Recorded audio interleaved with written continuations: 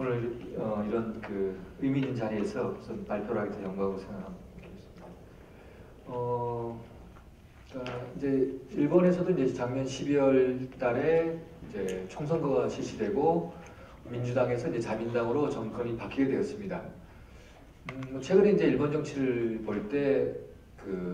이제 2005년에는 자민당이 압승을 하고 2009년에는 이제 또 민주당이 압승을 하면서 민주당으로 이제 정권 교체가 되고, 그 다시 이제 3년 3개월이 지나서 2012년 12월 달에는 다시 이제 자민당으로 정권이 교체되는, 그래서 일종의 시계추 논리라고 해서요. 시계추처럼 자민당과 민주당을 이제 왔다리 갔다리 하면서 교대로 이렇게 정권을 일본 국민들이 맡기는 이런 현상들이 이제 나타나고 있다고 볼 수도 있는데요. 근데 이번 선거에서는 그런 현상이 나타나는 데 있어서 뭐랄까 좀 몇 가지 그런 우리 한일 관계에서도 좀 불안적인 요소라 할까요? 그다음에 일본 정당 정치라는 측면에서 상당히 좀 불안정성 같은 게 커지는 형태에서 이제 자민당이 다시 정권을 잡게 됐는데요. 그런 측면에 본다고 한다면, 그러니까 향후 일본 정치 또는 정당 정치가 이제 어떻게 진행될 것이라는 부분들을 하나 틀을 결정하는 그런 이제 유동기라 할까요? 이제 재편성기에 접어드는 국면이 있고요. 또 하나는 이제 한국과의 관계를 고려해 보더라도 자민당으로 정권이 이제 바뀌는 과정에 있어서 다른 좀 더 젊은 세대로 리더십이 교체되지 않고 이전에 이제 2006년도에 수상에 취임했었던 아베 신조라는 보수적인 정치가가 다시 이렇게 리더십을 이렇게 갖게 되는 이런 측면들이 일본 사회에는, 또는 일본 정당 정치는 어떤 식의 어떤 영향, 또 재편을 초래할 것인가, 이런 부분에 좀 포커스를 맞춰가지고 말씀드리도록 하겠습니다. 우선은 이제 아까 제가 말씀드린 대로 이번에 2012년 12월 때 총선거가 실시되면서 자민당이 이제 다시 재집권을 하게 됐는데요. 재집권을 하는 과정에 있어서 그러니까 선거 제도라는 측면들이 중요하게 영향을 행사했고, 또 하나는 어떤 일본 내에 기존의 소선거구제 도입되게 되면서 파벌이라는 논리, 일본 정치에서 가장 중요한 어떤 그런 일본의 정당 정치에서도 마찬가지지만 중요한 변수 중에 하나가, 또는 리더십을 결정하는 변수가 이제 파벌이었는데, 최근에 이런 파벌 현상들이 상당히 약화된 과정 속에서 일본의 정당 정치가 당대표라든지 당의 총재의 권한들이 강화되면서 어떤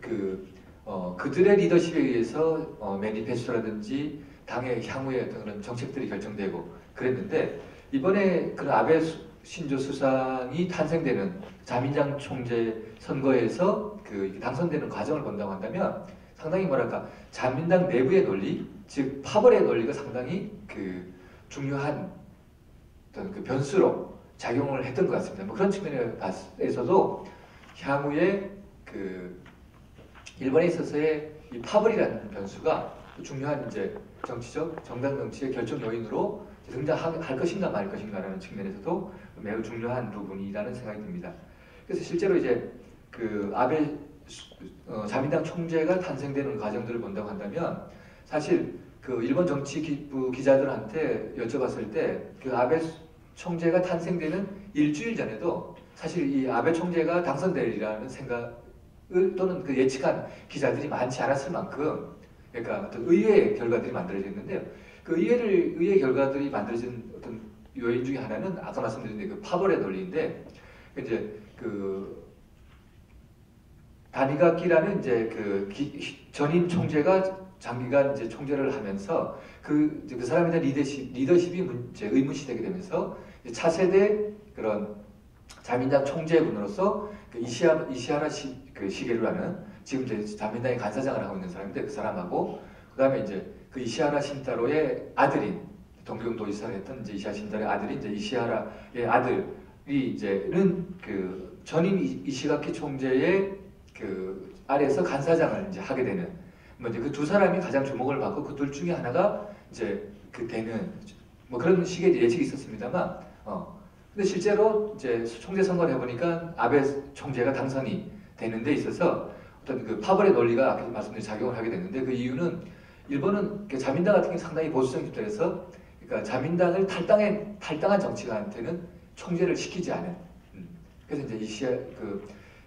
이시바 시게루 같은 경우는 이제 이전에 탈당한 경험이 있었기 때문에 그런 측면에서 이제 그 많은 조직의 논리에서 이제 비토를 했었고, 그 다음에 이제 아까 말씀드린 대로 이시하라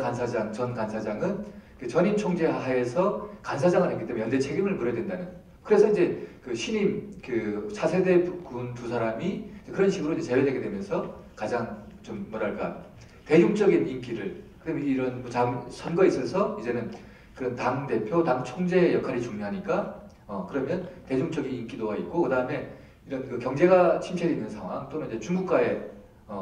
그런 이제 그 영해 문제가 불거진 상황에서 좀 더 강력한 리더십 또는 좀 대중적인 리더십을 갖고 있는 그런 이제 그 아베 후보한테 어떤 표가 몰리게 되면서 결국 이제 당선되는 뭐 이제 이런 부분에서의 이제 자민당의 총재가 결정이 됐었고요.